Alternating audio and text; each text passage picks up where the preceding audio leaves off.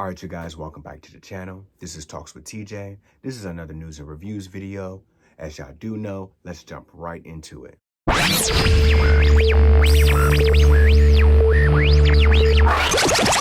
All right, y'all, I was going to dedicate this video to a part 3 of Miss Netta's fiasco. It seems like she cannot stay out the headlines from Charles punching the side of a fucking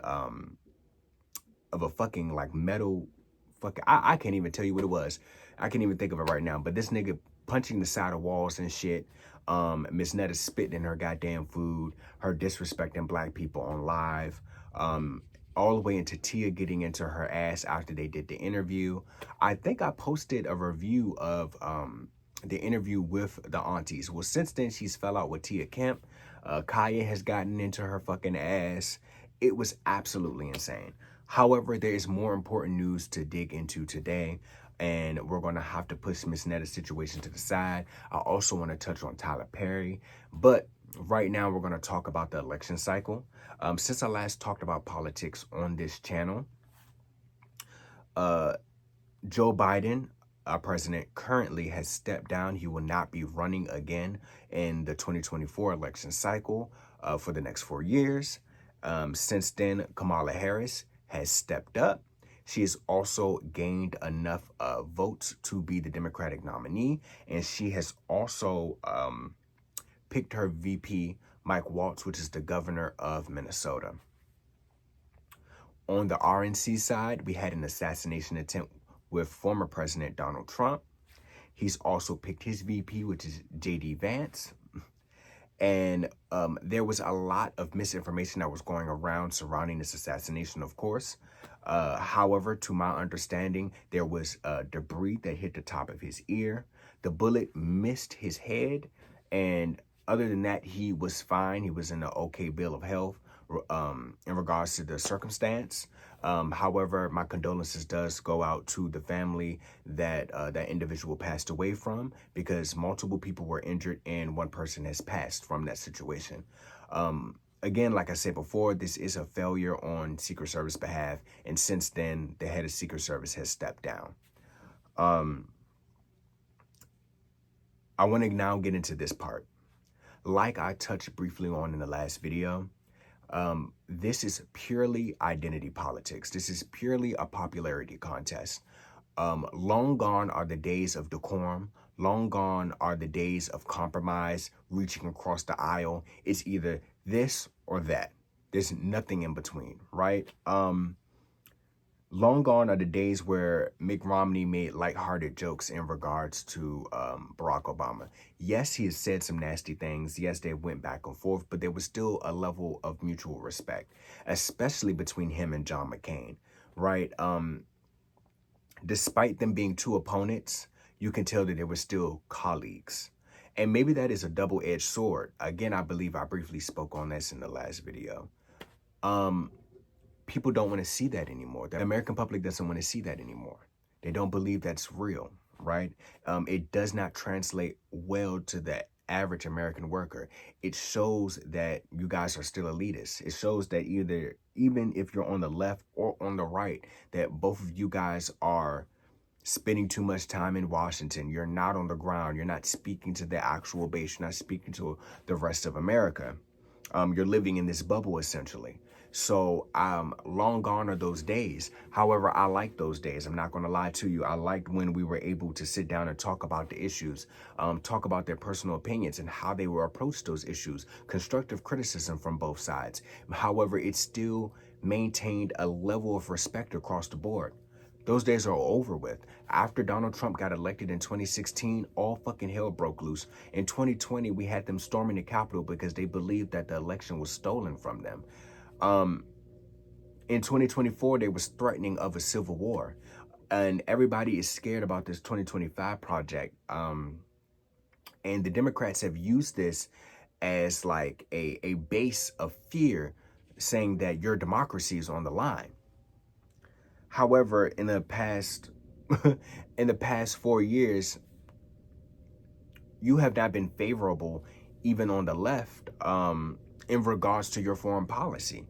And on the right, when we had 4 years of Trump, his mismanagement of the the pandemic, and then his blatant racist rhetoric that caused the Charlottesville march with the fucking, I'm not sure if those were Proud Boys or what, when they were out there with the goddamn tiki torches, or when he imposed the goddamn Muslim ban, banning Muslims to come into this country from 9 Middle Eastern countries. Both of these things posed a great danger, and at the same time, we're watching the economy fall. You're telling us that the stock market is doing the best. Donald Trump told you that underneath his administration, the stock market has never done better. Joe Biden is telling you underneath his administration, that has not done as good as it was underneath his administration, right? However, they're both missing the mark. We're watching housing continuously go up, and it's scarce. We're watching rental prices go up, and it's scarce. I know people who pay more for a 1 bedroom than people who have been in their mortgages for 10 plus years. We are watching childcare. It's more than a mortgage payment, right? We're watching food explode. We're watching on the DNC side, we're watching an influx of immigration, right, that are threatening the poor and minority groups in this country already. We see Donald Trump talking about, well, they're stealing black jobs. To be honest with you guys, what he meant by that was low-skilled, high-labored jobs, right? There are individuals who hold high positions. There are a niche group of black people who are college educated, who make $80,000, $90,000 a year, but that does not tell the entire story. But because majority of us are in those small towns or in those mid-sized cities making $40,000, $50,000 a year, doing GED and high school diploma positions that can be easily taken for lower pay or no pay at all from the influx of immigration. So when he was talking about black jobs, he's talking about those on the ground jobs, those civil servant jobs. We are the law enforcement. We are the bus drivers. We are the plumbers. We are HVAC. We are in construction. We're not oftentimes in those blue collar jobs. Those are dominated by white men. And it has nothing to do with our inability to move up the ranks to be in those positions. It's pure racism. So I didn't necessarily get offended when he talked about they're stealing black jobs, and that's just on the DNC side. So that makes perfect sense. Immigration is out of control. On the RNC side, this Make America Great Again is just a call back to what America looked like in the 1950s. Now that's dangerous for black Americans as well. So where do we actually stand? You know what I mean? The DNC has not passed the George Floyd Act. However, the Jews get protection underneath an act that has recently passed. The Asians get an anti-Asian hate bill that just recently passed. They are prosecuting and scrutinizing all of the protesters for Palestine, protecting the Jewish population. However, they're not protecting us. A middle-aged woman just died in Springfield, Illinois by a white cop, a white, rampant, racist-ass cop. And here we are again, and we can't get the George Floyd Act passed. So that's a constructive criticism on the DNC side. Again, on the RNC side, he talked about how he basically was taking credit for shit that he didn't do, like putting a cap on insulin for $35 per vial. I have a grandmother, an 80-year-old grandmother. I have 2 parents who are diabetics. That was not underneath his administration. That was underneath Joe Biden's administration. There are some good things that they have done on the left, obviously. But before we jump into that, on the RNC side,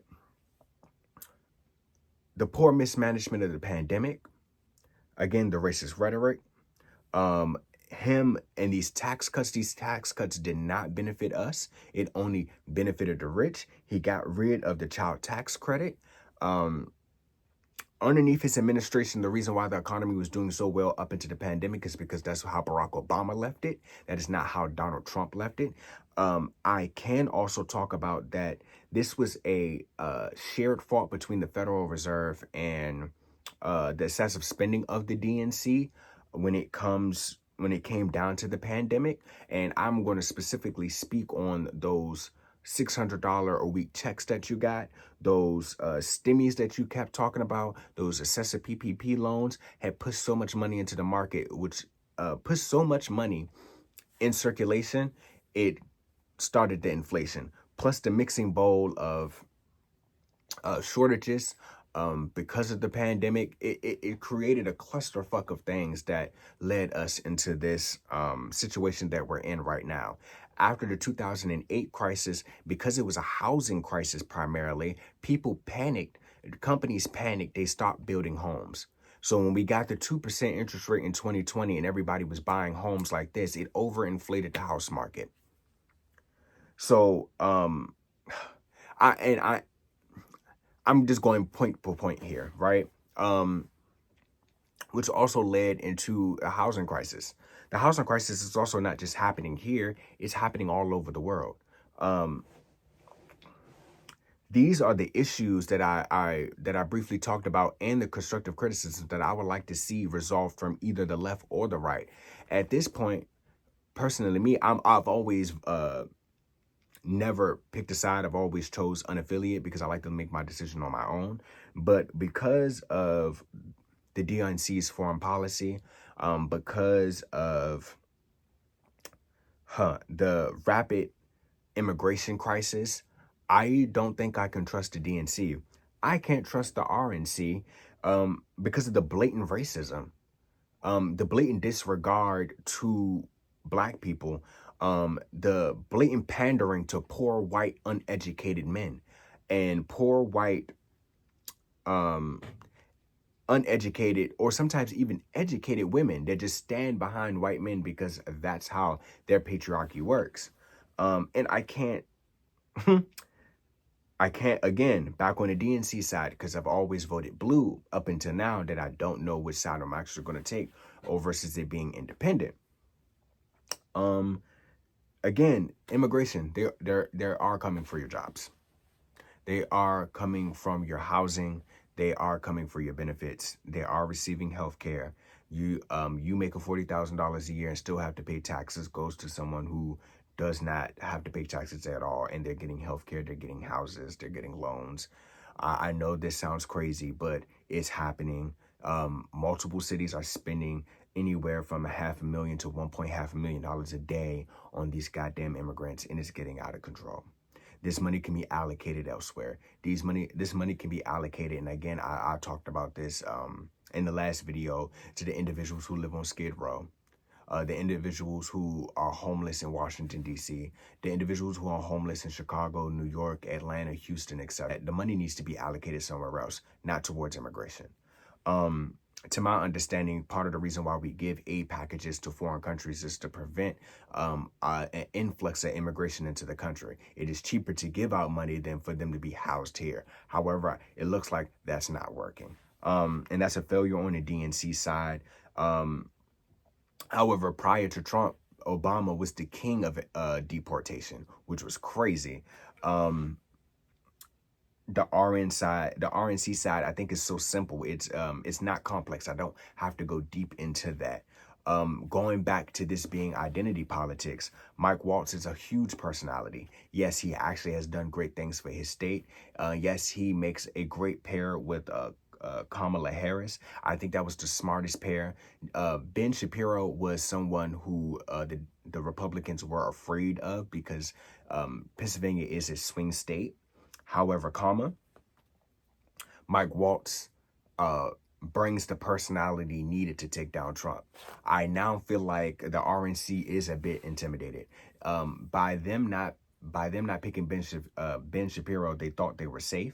However, putting in Mike Waltz now takes that level of safety away. in one of his clips. I don't know if you guys know, but JD Vance used to have an addiction to fucking couches. So Mike Waltz throwing digs at him every chance that he gets has been nothing less but entertaining. However, again, like I said before, I don't want to be entertained. I want to be informed.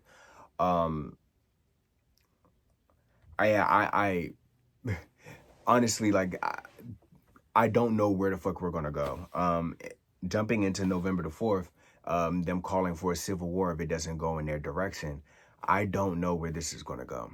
I am in Washington, D.C., so I'm going to take front row seat to whatever happens after November the 4th. Again, I'm going to say I don't know which side I'm going to be voting for. I'm going to tell you this now, it's probably not the RNC. I'm not going to lie to you. It's not the RNC. It's going to be between getting behind Kamala, because though I don't appreciate this being identity politics, I do understand the importance of it being a black woman running for president. Like, I get it, like she's considered the DEI hire. I don't like that term either, but she is put in place because she does meet she is easy on the eyes to white liberals, right? So there's like, oh, this is a black woman, let's get behind her.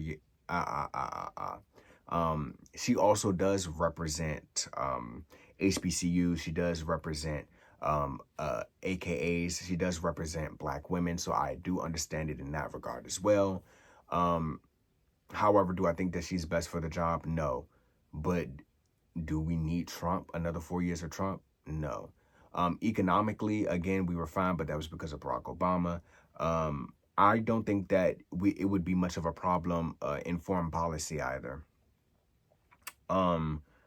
Because it wasn't that much of a foreign policy issue when he was in office. It tended to be a DNC thing ever since Obama left office that was an issue. Yeah, but that's basically wrapping up the video. Those are just my thoughts on that. I don't want to make this too long. Get out there, vote. I'm not even the person to tell you that. I'm not even going to lie to you. If you don't feel like either of these candidates fit your ideology, don't vote. If you're tired of the two-party system, vote for the third party. Vote for the fourth party. Vote for the Tea Party, work for the Green Party. Vote for all the independents.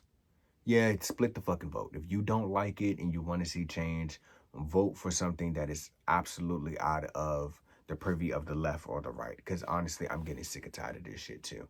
So I am here to tell you, vote if you want to vote, vote if you don't want to vote. And I'm speaking specifically to Black Americans.